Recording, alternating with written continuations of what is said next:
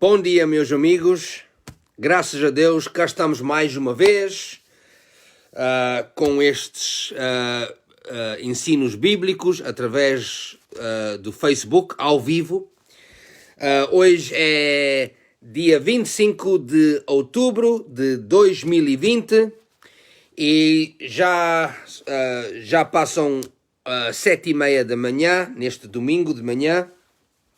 Nós agora, como muita gente sabe, atrasamos 1 hora e então em certas partes do mundo nós agora estamos atrasados mais 1 hora do que estávamos antes da meia-noite, e então é por causa disso que agora são 7h30 da manhã, ou já passam 7h30 da manhã.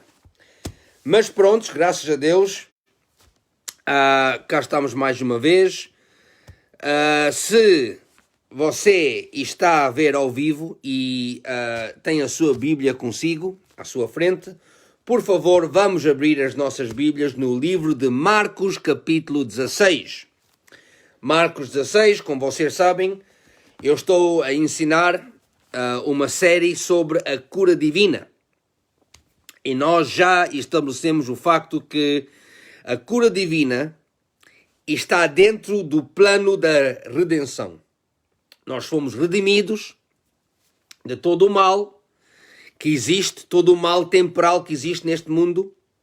Nós fomos redimidos através daquilo que Jesus Cristo fez por nós na cruz do Calvário. Na cruz do Calvário, toda a maldição que existe neste mundo, toda a maldição espiritual, mental, física, toda a maldição financeira e social, veio sobre Cristo naquele dia, no Calvário. No dia que nós, obviamente, chamamos Sexta-feira Santa. Toda a maldição, Deuteronômio 28, versículo 15 para baixo, fala sobre a maldição que afeta a vida daqueles que são desobedientes à palavra de Deus. E a maldição afeta, a parte espiritual, a parte mental, a parte física da nossa vida, que é o corpo e saúde, a parte financeira, que é a pobreza e necessidade, e também a parte social, que é problemas no casamento e problemas com filhos, e filhos que andam perdidos, que andam no mundo e andam nas trevas. E então, Cristo foi à cruz e toda essa maldição temporal que existe neste mundo veio sobre ele, e na cruz Cristo nos deu a paz dele. A paz dele está em manifestação na vida do crente, mas só se realiza na vida do crente se o crente receber em fé o que Jesus fez por ele ou por ela na cruz, e quando nós pomos em prática a palavra de Deus. E, portanto, eu hoje quero vos falar sobre existem 3 divisões ou 3 áreas de cura divina. 3 diferentes divisões, tal como a oração. Já vos ensinei sobre a oração. A oração tem diferentes divisões. Existem diferentes divisões da oração no Novo Testamento. E também, quanto à cura divina, existem 3 áreas ou 3 diferentes divisões de cura divina. A primeira divisão, que vou-vos falar sobre isso hoje, e vamos estabelecer isso hoje, através da palavra de Deus. A primeira área, ou a primeira divisão de cura divina é a cura para o mundo em nome de Jesus. Tomai nota. A cura divina para o mundo. Não estou a falar sobre a igreja. A cura para... Desculpem. A cura para o mundo em nome de Jesus.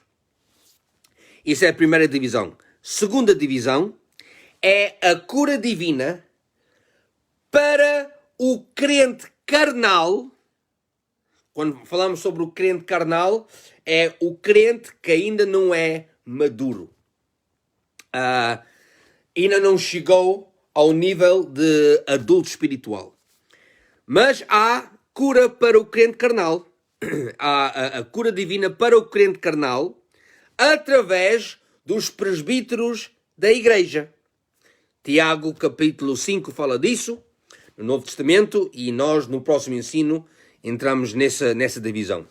Portanto, essa é a segunda divisão. E depois a terceira divisão, ou terceira área de cura divina, é a cura divina para o crente maduro que goza o privilégio de caminhar na saúde divina. A cura divina para o crente maduro. Isto quer dizer o crente que já é o adulto espiritual. O crente maduro ou madura. A cura divina para o crente maduro que goza o privilégio de caminhar na saúde divina. Há uma coisa, meus amigos, há a cura divina, mas também há a saúde divina. E nós podemos caminhar em saúde divina conforme as Escrituras e através da Palavra de Deus. Graças a Deus. Portanto, vou-vos falar sobre isso. Hoje vou-vos ensinar sobre a cura para o mundo em nome de Jesus. Mas antes de entrarmos nisso, quero só estabelecer aqui uma fundação. Só quero recapitular uma coisa que já tenho ensinado quando nós começamos esta série. Eu disse-vos, só para recapitular, eu disse-vos que Jesus Cristo não introduziu o ministério da cura divina. Embora 2/3 do ministério de Jesus, do ministério público de Cristo, neste mundo, 2/3 do ministério de Jesus, a cura divina fazia parte de 2/3 do ministério dele. 2/3. A cura divina fazia parte de 2/3 do ministério de Jesus. Mas Jesus não introduziu o ministério da cura divina, porque Deus já estava a curar o seu povo no Antigo Testamento.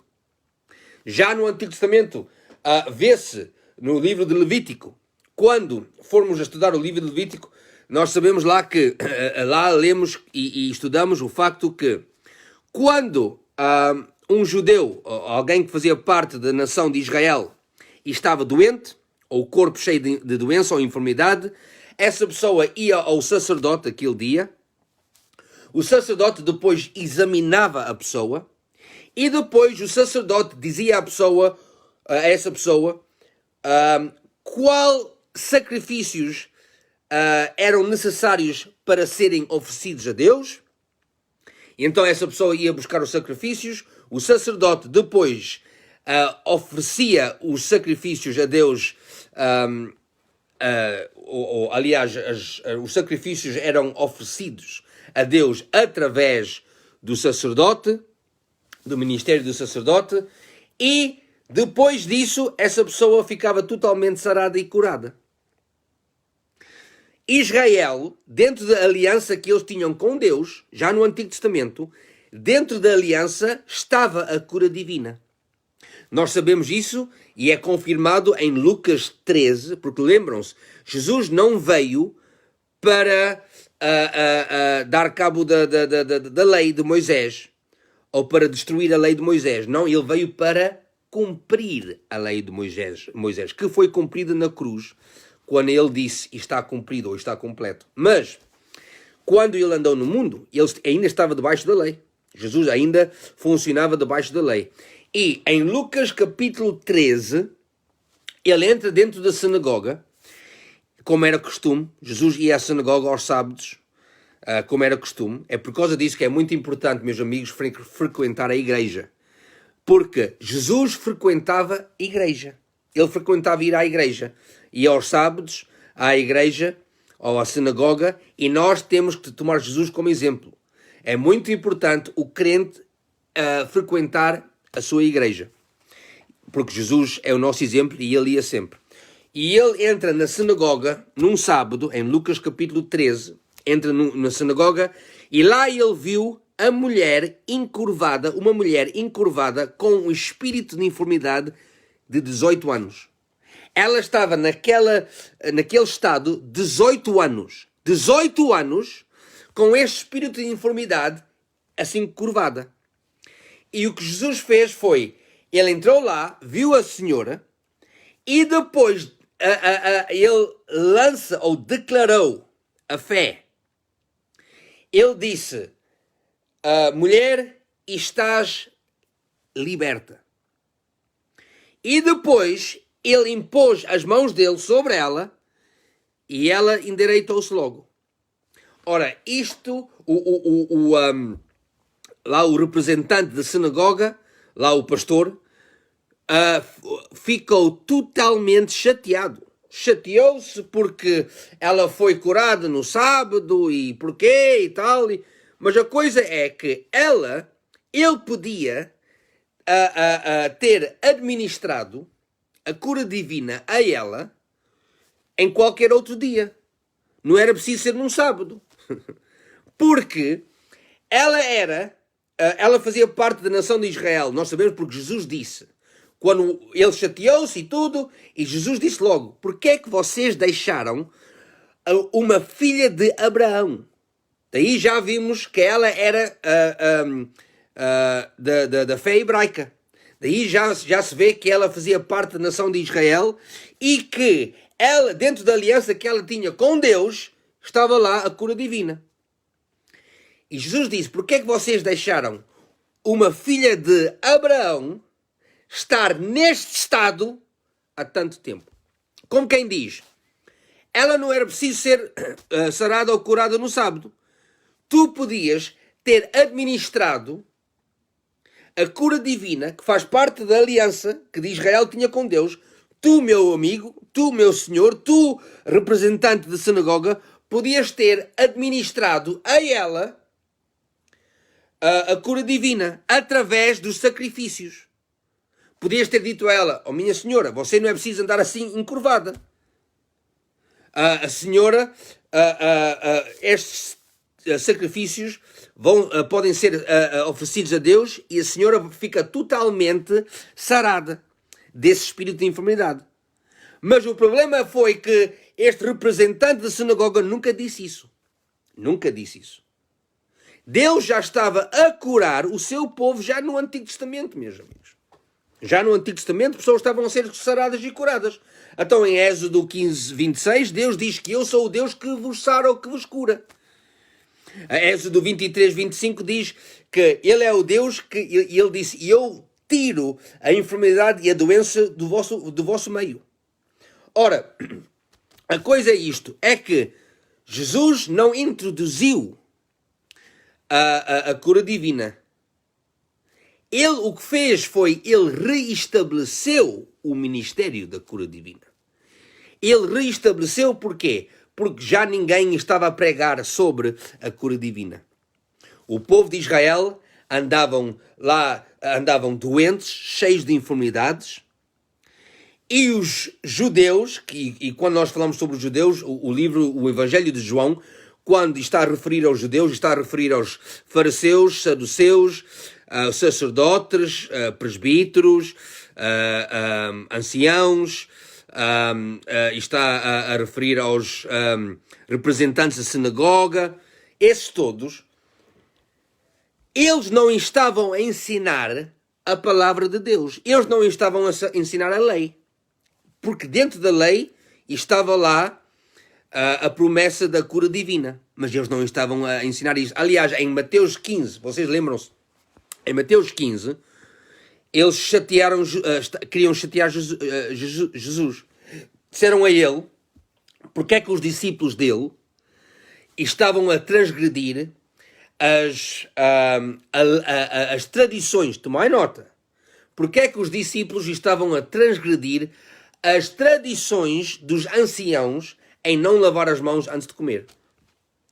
E Jesus respondeu a eles. Jesus disse, e porquê é que vocês andam a transgredir o mandamento de Deus? Esquecem-se lá das tradições dos anciãos. Vocês estão a pôr mais valor nas tradições dos anciãos em vez de pôr valor no mandamento de Deus. Eles estavam a transgredir o mandamento de Deus como? Ele lá explica. Ele disse que eles estavam a transgredir o mandamento de Deus em não honrar o pai e a mãe. Como? Vocês sabem que a palavra, quando nós falamos sobre honrar o pai e a mãe, para a mente dos gentios, honrar quer dizer respeitar o pai e a mãe. Mas na mente judaica é diferente. Não é só respeitar o pai e a mãe, mas também dar prendas e ajudar e tomar conta do pai e da mãe financeiramente quando eles chegam ao nível um dia onde eles já não podem mais trabalhar e já não podem mais tomar conta deles próprios. Então, na fé judaica, e também deve ser também com a igreja também deve seguir este princípio. A fé judaica, eles depois, quando os pais são já muito idosos e não podem se tomar conta deles próprios, os filhos é que tomam conta dos pais. E através da fé judaica, o que acontecia era, quando os pais já eram idosos e não podiam tomar conta deles próprios, os filhos é que tomavam conta dos pais e os filhos ajudavam os pais financeiramente, tomavam conta deles.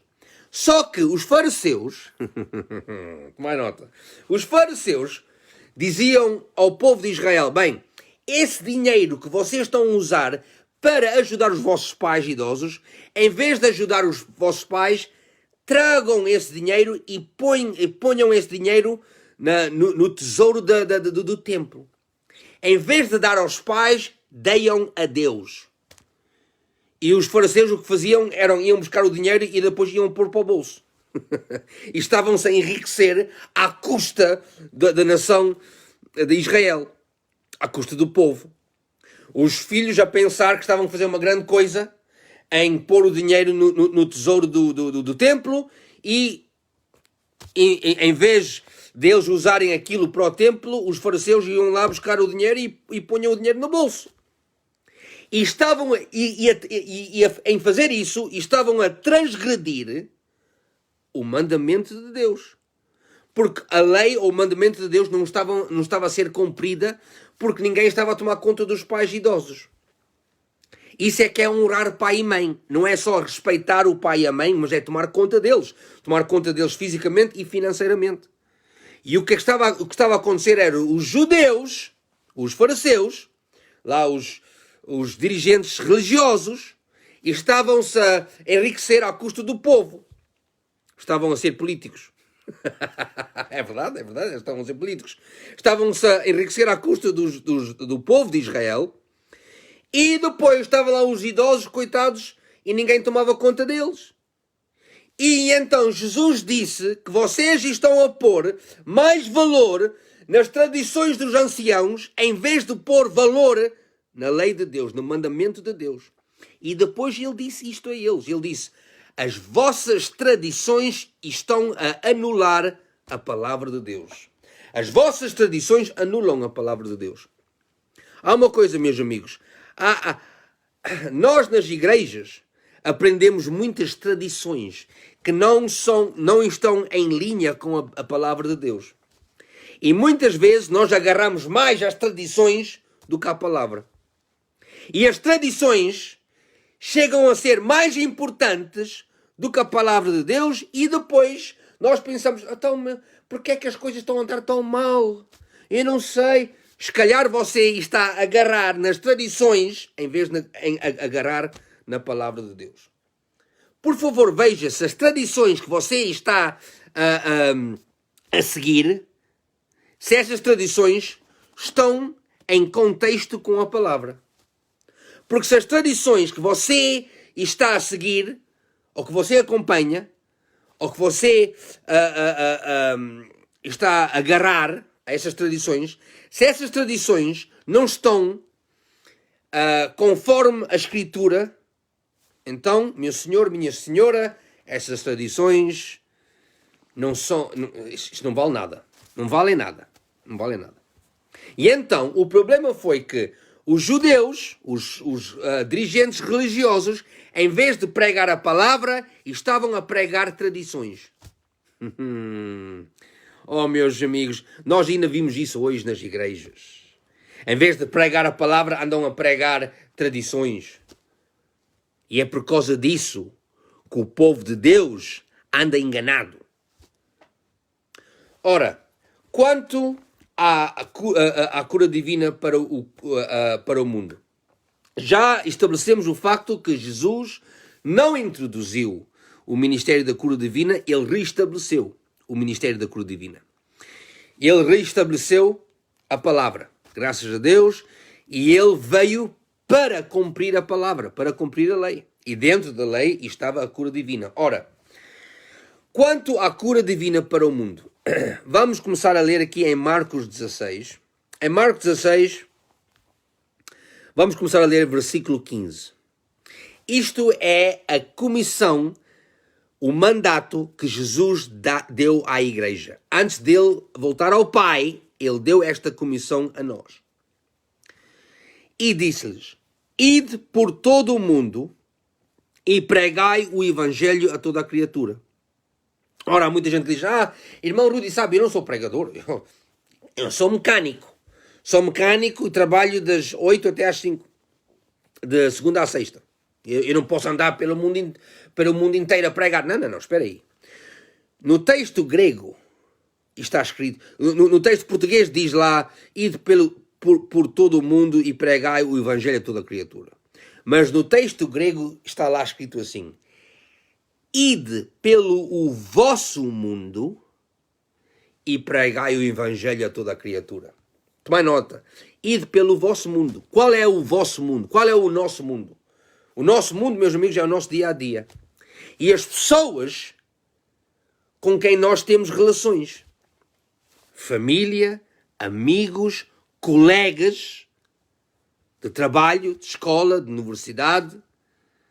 Isso é o que é o nosso mundo.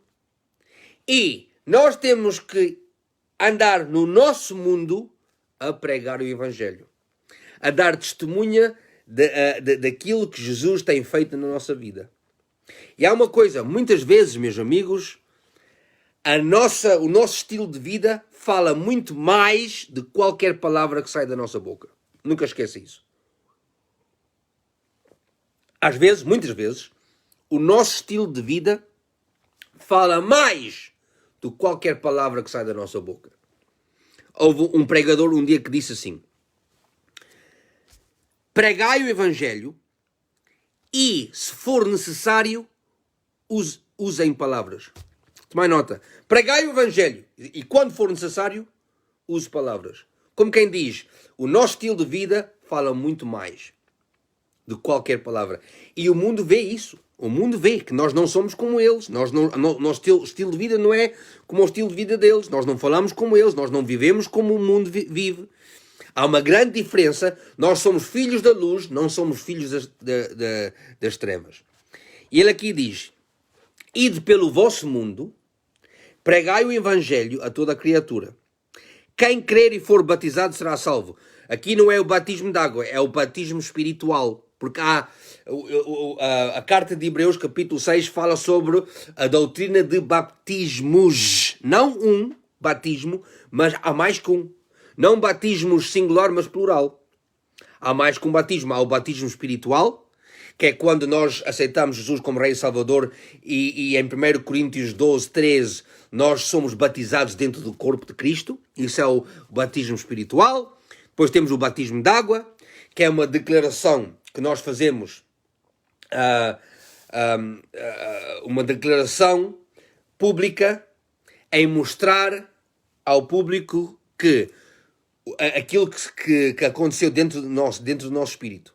Nós vamos baixo da água, porquê? Porque o homem velho morreu e depois subimos da água como uma criatura nova. Depois temos o batismo do Espírito Santo, com a evidência de falar em línguas, e depois temos o batismo de resistir.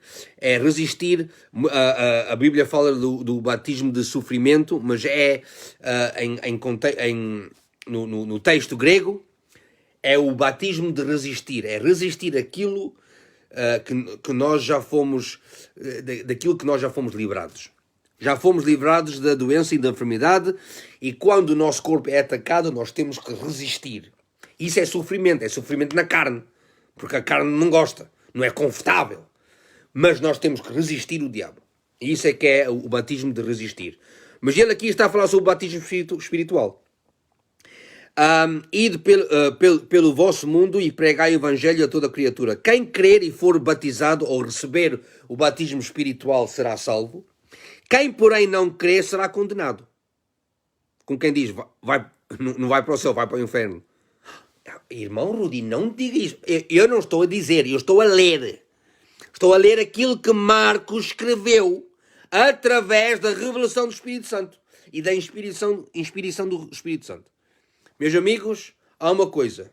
Nós não podemos brincar com isto. Quem não aceitar Jesus como Rei e Salvador, quando morrer, não vai para o céu, vai para o inferno. Ponto final. É isso que ele aqui está a dizer. Ele depois diz, estes sinais hão de acompanhar aqueles que creem ou que acreditarem. Tomai nota. Estes sinais vão acompanhar o crente. Em meu nome expelirão demónios. Oh, irmão Rudy, não diga isso. Espera aí. Ele aqui diz, em meu nome expelirão demónios. O crente, você, se você é crente em Jesus Cristo, você pode expulsar demónios de uma pessoa. Em meu nome. Meus amigos, eu não vou contra o diabo em nome de Rudy de Sá. Eu sei que isso não vale nada. Não, eu venho contra o diabo em nome de Jesus Cristo. Porque é o nome sobre todos os nomes. É o nome que tem toda a autoridade, todo o poder. Foi investido naquele nome. Ele aqui diz, estes sinais hão de acompanhar aqueles que creem ou que acreditam, o crente. Estes sinais, quais sinais? Em meu nome expelirão demónios, ou expulsarão demónios. Falarão novas línguas. Lá está. Nós não podemos fugir a isso. Falarão novas línguas. Pegarão em serpentes. Serpentes, obviamente, é os demónios. Porque a Bíblia, no livro do Apocalipse, fala sobre o diabo, que é o serpente antigo. O serpente velho. E ele é o quê? Ele é um demónio. Ele é um demónio. Ele caiu do seu nível ungido. Ele era ungido, mas já não é. Agora é um demónio. E os serpentes aqui são os demónios. Pegarão em serpentes e se alguma coisa mortifará beberem, não lhes fará mal. Ora, por favor, não vá beber veneno para ver se isso funciona. Por favor. Não seja... Tenha um bocado de inteligência. Não. Isto é, se alguém der a si alguma coisa, algum veneno, e você não saber, você bebe e não morre. Graças a Deus. Porquê? Porque você está a ser protegido pelo Cristo. E ele aqui diz, pela palavra de Deus, pegarão em serpentes e alguma coisa mortifará a beberem, não lhes fará mal. Ora, tomai nota. Se impuserem as mãos sobre enfermos, eles ficarão curados. E é uma coisa, ele aqui não diz se impuserem as mãos sobre crentes. Ele diz sobre os enfermos. Enfermos. Isso quer dizer qualquer pessoa que tenha doença ou enfermidade, que esteja doente, você impõe as mãos sobre eles e eles ficarão curados. Ora, quanto à cura divina para o mundo em nome de Jesus, meus amigos, ele aqui está a dizer que em nome de Jesus nós vamos impor as mãos sobre os enfermos, sobre os doentes, e eles ficarão curados. Nunca se esquecem de uma coisa. Há muita gente que diz, irmão Rudy, sabe, é só o crente que pode receber a cura divina. Isso não é verdade. Não é nada. Então, meus amigos, no Antigo Testamento, há muita pessoa no Antigo Testamento, muito testemunho de pessoas no Antigo Testamento que receberam a cura divina. E nenhum deles era crente em Cristo. Porque Cristo ainda não tinha vindo. Então, já vos disse que Israel tinha uma aliança com Deus e dentro da aliança estava o quê? A cura divina. A cura divina fazia parte da aliança. E muitos que eram curados através da lei não eram crentes. Faziam parte do povo de Israel. Há uma coisa, Deus não só curava aqueles do seu povo, mas até pessoas que não faziam parte do povo de Israel. Por exemplo, Naamã, segundo Reis, capítulo 5, fala sobre Naamã. Ele não era judeu. Ele não fazia parte do povo de Israel. A coisa mais próxima que ele tinha, mais perto do povo de Israel, era uma serva. Ela era uma serva que era do povo, fazia parte do povo de Israel, era serva dele. Mas o homem era leproso. E a serva, que fazia parte do povo de Israel, ela disse à mulher dele, à esposa dele: eu conheço um profeta, que era Eliseu. Conheço um profeta, e se o teu marido for lá ter com o profeta ora a Deus e Deus cura o teu marido. E assim foi. O homem foi lá, queria falar com o profeta, e o profeta Eliseu, em vez de ir falar com o homem, ele enviou o seu servo. Mas, e o homem chateou-se, porque ele queria que o profeta viesse. Meus amigos, se fosse o profeta ou se fosse o servo, não fazia diferença. O que fazia diferença é a palavra de Deus. E o servo foi enviado através do profeta com a palavra de Deus. E a palavra de Deus foi: vai-te mergulhar 7 vezes no Rio de Jordão. O homem ficou chateado e tal, mas eventualmente o homem lá e fez isso.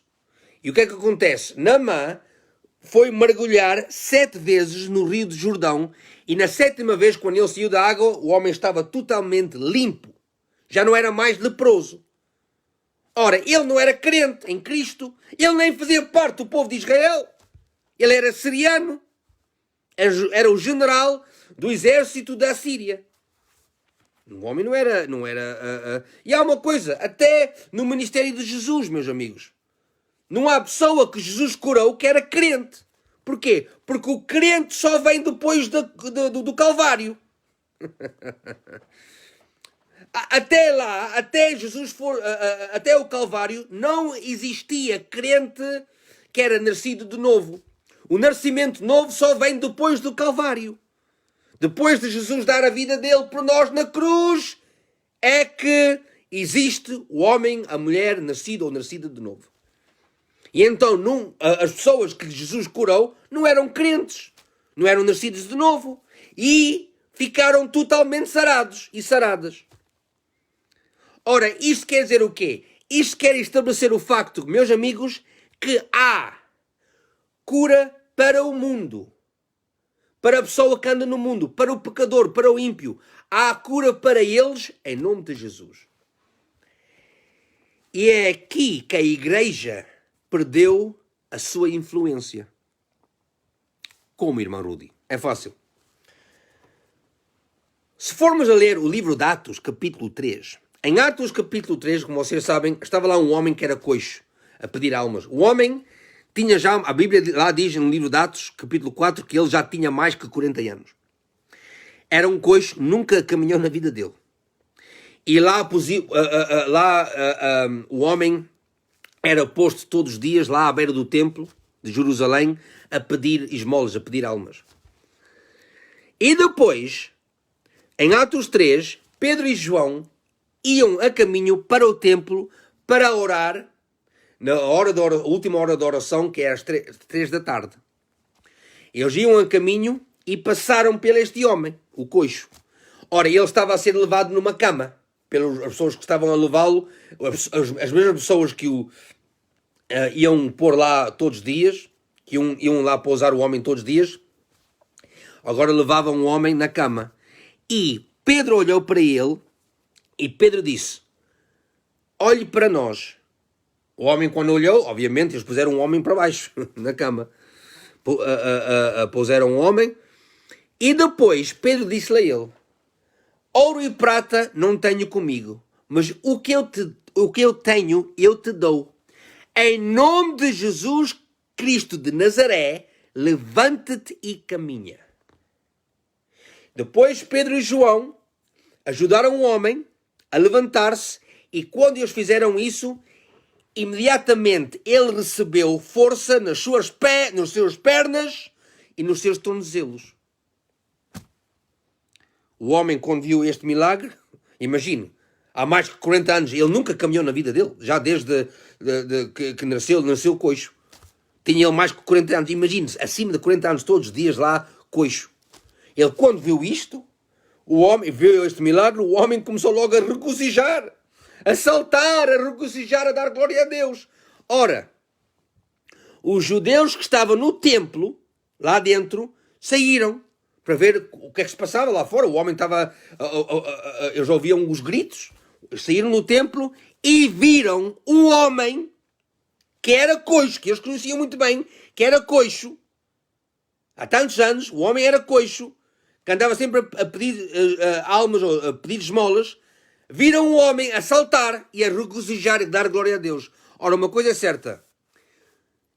Quando eles viram aquele milagre, não houve nenhum homem ali que deu sua vida a Cristo. Sabem porquê? Meus amigos, nós não somos nascidos de novo através de ver milagres.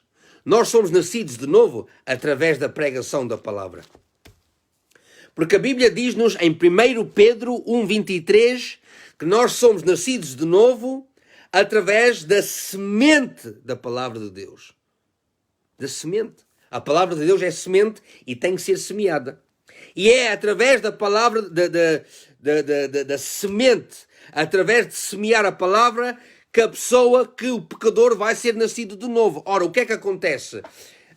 Eles viram um homem, viram aquele milagre, e Pedro, o que ele fez foi, ele tomou a oportunidade de pregar o Evangelho. Através daquele milagre, ele tomou a oportunidade de pregar o Evangelho.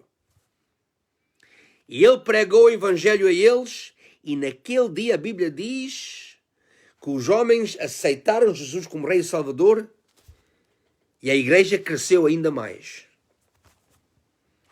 Cresceu para uma figura de 5.000 homens, através, 5.000 homens, e depois ainda as suas famílias. Então era mais de 5.000. E o que é que acontece? Nesse dia, através daquele milagre, os homens deram a vida a Cristo, mas não deram a vida a Cristo através do milagre, deram a vida a Cristo através da pregação do Evangelho. Mas o que é que acontece foi, Pedro toma a oportunidade, depois daquele milagre, ele toma a oportunidade de pregar o Evangelho. Eu, quando vivia na África do Sul, há muitos anos atrás, eu fazia parte da igreja onde eu estava a servir. Eu era o dirigente de uma equipa que ia aos hospitais aos sábados orar pelos enfermos, pelos doentes. E era eu tinha uma equipa, e depois um grande amigo meu, que ainda é amigo meu hoje, o Paulo Neves, ele estava na igreja dele, e ele era o dirigente da equipa da igreja dele. Era ele e o amigo dele, que era o Paulo Neves, e também o Carlos Horta. Graças a Deus, Carlos, se estás a ouvir, graças a Deus, o Paulo Neves e o Carlos Horta, que eram os dirigentes lá da equipa deles, da igreja deles. E então, aos sábados, nós nos juntávamos, e depois as duas equipas iam aos hospitais. E nós tínhamos connosco, como dirigentes, tínhamos connosco muitos crentes ainda que eram novos, que eram mesmo, eram nascidos de novo, mas há pouco tempo. E nós o que fazíamos era, nós ensinávamos a eles a impor as mãos sobre doentes e orar pelos doentes e os enfermos. E chegámos a ir um dia a um hospital muito grande, o Hospital General de Joanesburgo, um hospital muito enorme. E fomos lá, e andávamos lá a orar, e Deus estava a fazer grandes milagres. Ora, houve lá uma enfermeira negra, que era a dirigente de todas as enfermeiras. Ela era crente em Cristo. E ela, quando ouviu nós a orar, ela foi nos chamar e disse, por favor, venham orar neste quarto. E lá nós fomos. E entramos, era um quarto enorme, cheio de pessoas doentes, Mas as pessoas tinham todas máscaras de oxigênio. Porque as pessoas dentro daquele quarto, ninguém podia respirar, eles não podiam respirar muito bem. Alguns deles tinham mesmo problemas com os pulmões e é por isso que todos lá os doentes tinham as máscaras de oxigênio. E a coisa era assim, meus amigos, o que acontecia era, na nossa equipa, nós tínhamos uma regra. As senhoras oravam pelas senhoras e os homens oravam por os homens. E nós tínhamos connosco uma moça já nova e nós estávamos a ensiná-la a impor as mãos sobre as senhoras. E chegámos a uma cama onde estava lá uma muçulmana idosa. Uma senhora ela era muçulmana, mas já era muito velha, muito idosa. E ela parecia um esqueleto, magra. E ela não podia respirar. Ela já tinha o pai aos seus quase, já estava com 80 e tal anos. Chegámos lá à cama dela e eu perguntei: olá, minha senhora, a senhora quer oração? E ela olhou para nós e disse que não, porque ela era muçulmana. E eu disse: muito bem, nós não íamos forçar ninguém para receber a oração. Eu disse: muito bem.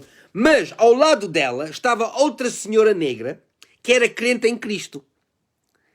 E ela tinha a máscara dela e ela pôs logo a mão dela para cima, a dizer: por favor, venham orar por mim. A enfermeira disse-nos: olha, aquela senhora quer a oração. Então nós deixamos aquela senhora muçulmana e fomos à cama, que era mesmo à beira dela, a outra cama lá, ao lado dela, e fomos orar para aquela senhora negra.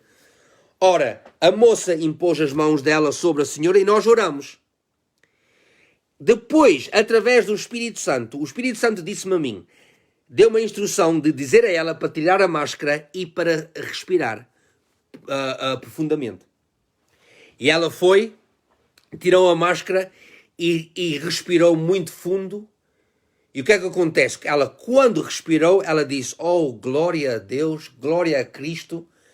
Eu sinto-me tão bem, sinto-me curada e já sinto que posso respirar sem o oxigênio que o hospital estava a dar a ela. Ela disse: oh, glória a Deus. Eu posso respirar. Nunca me senti tão bem, disse ela. Ora, meus amigos, quando a senhora muçulmana viu aquilo, ela pôs logo a mão dela para cima. Já fraca e magra, mas pôs logo a mão dela para cima. Nós viramos, vimos essa senhora e a enfermeira disse: olha, ela agora quer a oração. Quando ela viu a outra que já podia respirar tão bem, disse: também quero. Então nós fomos para trás, voltamos à cama dela e ela disse-me, através da máscara, podia-se ouvir ela dizer: tu oras por mim como tu oras, como quem diz, oras por mim em nome de Jesus. Ora, tomai nota, ela não era crente. Tu oras por mim em nome de Jesus e eu oro como eu oro, que era assim orar ao Deus dela, Alá. E eu disse: muito bem. A moça impôs as mãos sobre ela, era uma senhora magra, ela estava, coitada, estava a apodrecer, estava ali a morrer. Ela impôs as mãos dela, a moça impôs as mãos dela sobre a senhora e nós oramos. Meus irmãos, minhas irmãs, quando nós acabamos de orar em nome de Jesus, eu disse a ela: agora tira a tua máscara. Ela tirou a máscara e ela respirou muito fundo. E ela olhou para nós e disse: oh, sinto-me tão bem. Já posso respirar. Nunca respirei, há tanto tempo, há tantos anos que não respiro assim. Foi um milagre que o Espírito Santo fez ali. E eu depois voltei para ela e disse: minha senhora, já que conhece Jesus como curador, a senhora quer recebê-lo como Salvador também? E ela disse-me: sim, quero. Eu orei com ela, a oração do pecador. Ela deu a vida a Cristo ali naquela cama. Com 80 e tal anos, a senhora que estava a morrer, que não podia respirar, deu a vida a Cristo Rei. Ela ali aceitou Jesus como Rei e Salvador. Uma senhora muçulmana. Porquê? Porque nós oramos por ela em nome de Jesus. ela recebeu a cura divina em nome de Jesus. Ela não era crente. Ela era uma muçulmana. Ela não era crente em Cristo. Ficou a ser, graças a Deus. E é aqui, meus amigos, eu vou começar a concluir com isto. É aqui que a igreja perdeu a sua influência. A igreja perdeu a sua influência, sabe como? Quando uma pessoa do mundo está enfermo, está cheio de enfermidade da doença, a primeira coisa que deve entrar na mente da pessoa do mundo é deixa lá, vou à procura de um crente em Cristo Jesus para que essa pessoa ore por mim. Isso deve ser a primeira coisa que entra na mente deles, é qual pessoa crente, qual cristão em que eu conheço que venha à minha casa orar por mim. E o problema é que a última coisa que eles querem ver é um cristão. Porquê? Porque nós não podemos fazer nada. Porque nós andamos a dizer a eles que Deus não os ama. Meus amigos, Deus ama o pecador. A Bíblia diz que Ele nos amava ainda quando nós andávamos no mundo. Nós fomos dizer a eles, e você sabe que é verdade, nós fomos dizer a eles que Deus não os ama, que Deus é que os fez doentes, foi Deus que os fez constipados, Deus é que pôs cancro sobre eles.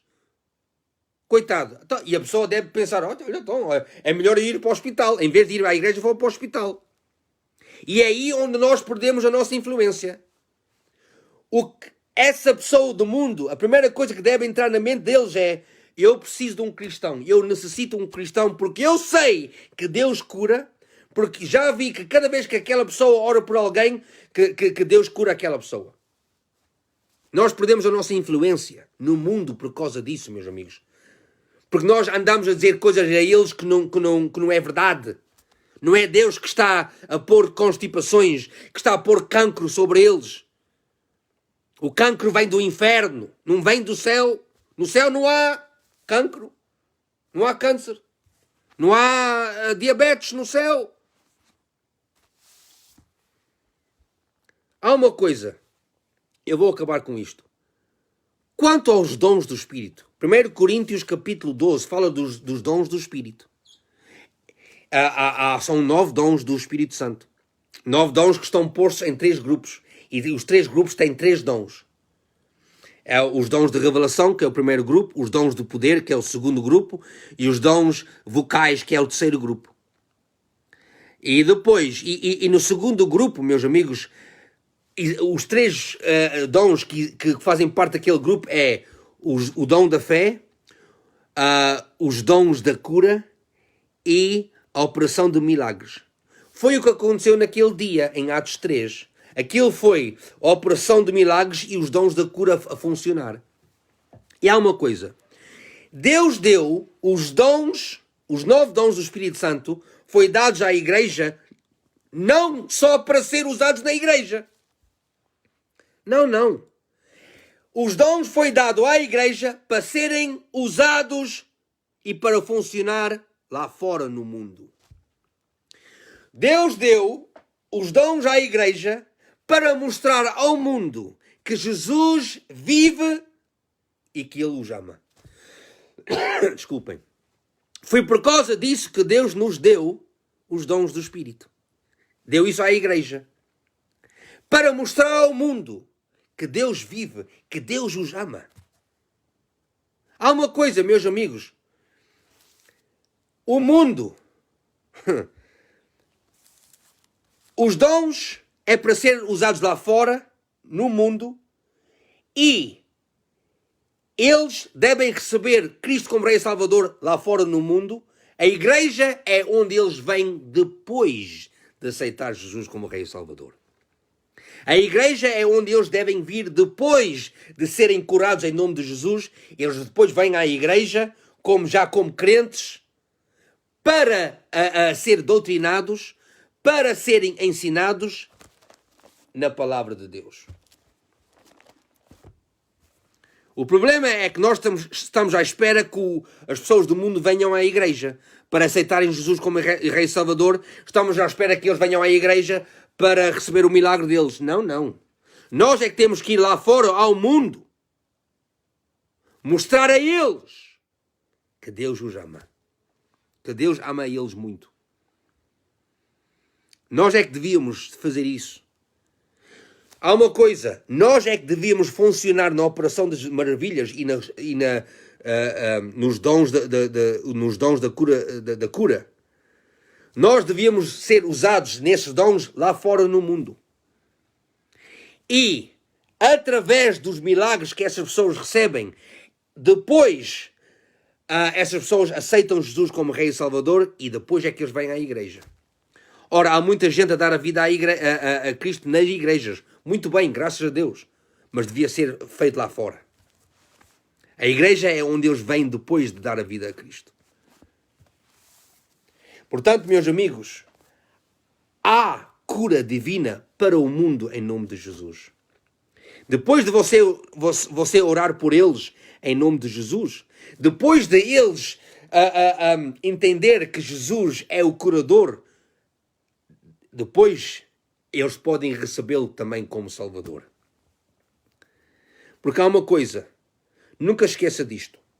Cada vez que o pecador, que uma pessoa do mundo, está na sua presença, essa pessoa está na presença de Cristo. Porquê? Porque Cristo vive dentro do crente. Aliás, o único Cristo que aquela pessoa do mundo conhece é você.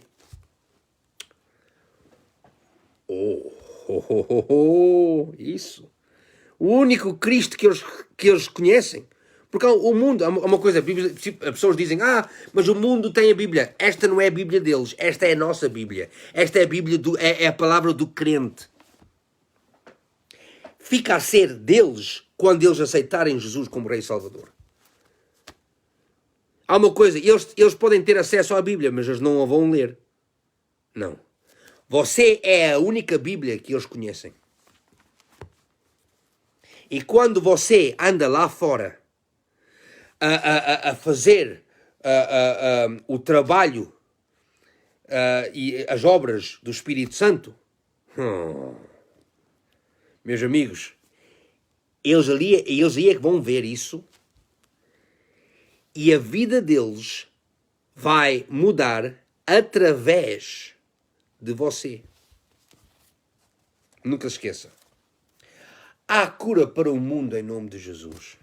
Uma pessoa não precisa de ser salva primeiro antes de receber a cura divina. Não. Essa pessoa pode ser curada em nome de Jesus quando o crente impõe as mãos sobre essa pessoa. E quando o crente ora pela essa pessoa em nome de Jesus. E depois, quando dessa pessoa receber o milagre, depois dessa pessoa receber a cura divina, depois dessa pessoa ser sarada, você depois toma a oportunidade de dar testemunho de Jesus, de pregar o Evangelho, para que essa pessoa depois aceite Jesus como Rei e Salvador.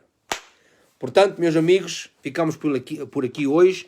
Não perca o próximo ensino, que é a segunda divisão, ou segunda área sobre a cura divina, que é a cura divina para o crente carnal, através dos presbíteros da igreja. Mas para hoje ficamos por aqui. Há uma coisa. Eu só quero orar. Antes de acabar, vou orar por aqueles que estão a ver este vídeo, ou se calhar a gravação, mas que ainda não aceitaram Jesus como Rei e Salvador. O que é que isso quer dizer? Meus amigos, aceitar Jesus como Rei e Salvador é aceitar Jesus no seu coração. É confessar Jesus como Senhor e Rei da sua vida. Jesus disse em João capítulo 3, versículo 3, Jesus disse, eu não vou citar, eu vou ler, só para vocês ouvir. Em João 3, capítulo 3, versículo 3, tomai nota o que ele aqui diz. Jesus disse, em verdade te digo, que se alguém não nascer de novo, não pode ver o reino de Deus. Nascer de novo é aceitar Jesus no seu coração. Nascer de novo é nascer do Espírito do Alto, que é o Espírito Santo, que vem e permanecer dentro de si, que vem e renova o seu espírito. Através do nascimento novo, você vai receber um espírito recriado, renovado e regenerado. Desculpem, isto quer dizer que você aceita Jesus. Aliás, o apóstolo Paulo disse em Romanos 10, não vou citar, vou ler. Romanos 10, o apóstolo Paulo aqui diz, versículo 9, Romanos 10, 9. Se com a tua boca confessar Jesus como Senhor e em teu coração crês que Deus o ressuscitou dentre dos mortos, serás salvo. Porque com o coração se crê para a justiça e com a boca se confessa a respeito da salvação. E sabe o que é que isso quer dizer? Se você confessar Jesus como seu Rei e Salvador, você vai ser salvo. E quando você partir deste mundo, você entra no reino. Você não pode entrar no reino se você não é nascido de novo ou nascida de nova. Você não pode entrar no reino se não aceitar Jesus como Rei e Salvador. E há uma coisa, meus amigos, ele é o único Filho de Deus que foi enviado, que morreu por você na cruz. Ele não era preciso morrer, mas ele fez isso por você. Ele morreu por você. É por causa disso que em João, capítulo 3, em versículo 16, ele aqui diz, mais uma vez não vou citar, vou ler, para que você saiba que está na Bíblia. Em João 3, 16, ele aqui diz, porque Deus amou ao mundo de tal maneira, Deus amou você de tal maneira, que deu o seu Filho unigênito, para que todo o que nele crê não pareça, mas tenha vida eterna. Sabe o que isso quer dizer? Deus amou tanto o mundo que enviou o seu Filho, para que aquela pessoa que acreditar em Jesus não pereça, que essa pessoa não vá para o inferno, mas que essa pessoa tenha a vida eterna. Você pode receber a vida eterna enquanto você está neste mundo e depois um dia, quando você partir deste mundo, você vai entrar no reino onde você vai estar com Cristo Rei. E então, esta manhã, se você nunca aceitou Jesus como Rei e Salvador, se você não é nascido de novo ou nascido de novo, ou se calhar você já aceitou Jesus já há muito tempo, mas já há muito tempo que você não tem companheirismo com Ele. Se eu estou a falar para si hoje, se você é essa pessoa, então eu quero orar por você. Vamos orar juntamente. Não vão só ser eu a orar. Vamos orar juntamente. Eu vou lidar você numa oração. Uma oração muito poderosa.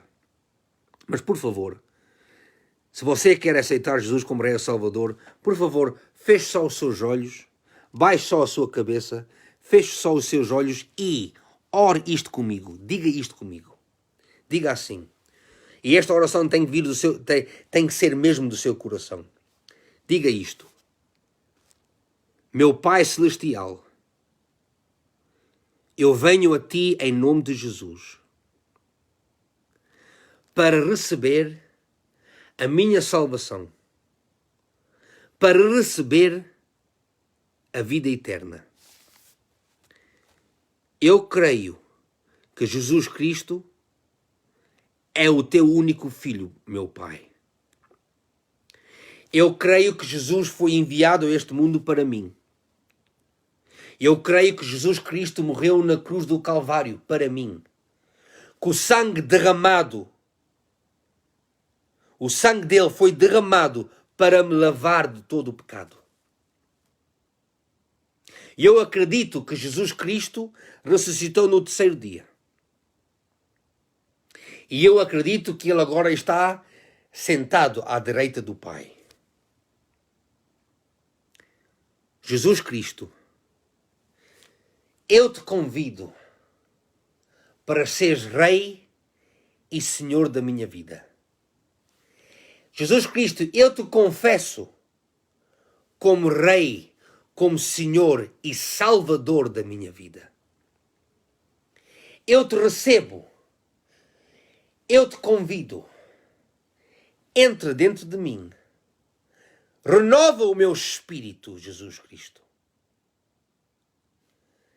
Jesus Cristo, daqui para o futuro, eu vou te seguir. Sou teu discípulo.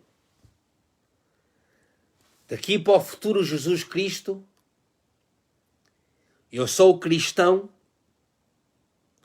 e não tenho vergonha de dizer a ninguém que eu sou cristão. Obrigado, Jesus Cristo, por me teres salvo. O Espírito Santo agora permanece dentro de mim. Eu agora sou filho de Deus. Obrigado, Jesus, pela tua salvação. Amém. Amém. Graças a Deus. Se você orou essa oração, por favor, pode comentar, se quiser, ou pode me enviar uma mensagem privada. E há uma coisa, eu gosto de sempre saber quem é que orou essa oração, porque há uma coisa, se você orou essa oração hoje, se Cristo vier hoje, se Cristo voltar hoje, meu amigo, minha amiga, você vai com Ele no arrebatamento. Ora, se você orou esta oração, vou acabar com isto. 3 coisas que eu quero que você faça. Número 1, se você orou esta oração pela primeira vez hoje, por favor, se você não tem uma Bíblia, vá comprar uma Bíblia. Uma Bíblia portuguesa, se você é portuguesa, ou você fala português, vá comprar uma Bíblia portuguesa. Pode-se enviar uma Bíblia do eBay ou do Amazon, ou se você conhecer lá um mercado que vende Bíblias portuguesas, por favor, vá lá e compre uma Bíblia portuguesa e comece a ler o Novo Testamento. Eu não estou a dizer que você não pode ir também ler ou estudar o Antigo Testamento, mas comece no Novo Testamento, no livro de Mateus, porque nós estamos debaixo da nova aliança. Depois, segunda coisa, é importante você ser integrado e estabelecido numa igreja. E é importante você ser integrado numa igreja que ensina a palavra de Deus. Não vá a uma igreja só porque o vosso pai, o seu pai ou a sua mãe vai àquela igreja. Você tem que pedir a Deus: Deus, eu quero que tu me diriges a uma igreja onde eu vou ser estabelecido ou estabelecida e lá eu vou ser ensinado a palavra de Deus.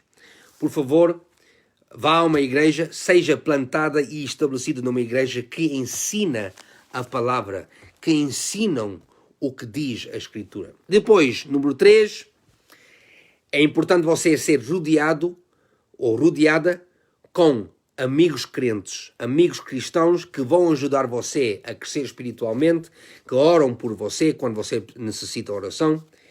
E essas são as 3 coisas que eu peço a você. Então, portanto, deixo-vos por aqui hoje, meus amigos. Não esquecem o próximo ensino. E não esqueça que eu e a Yolândia oramos por vocês e amamos muito a vocês. Deus vos ama também. E nunca se esqueça que Jesus é Senhor. Amém.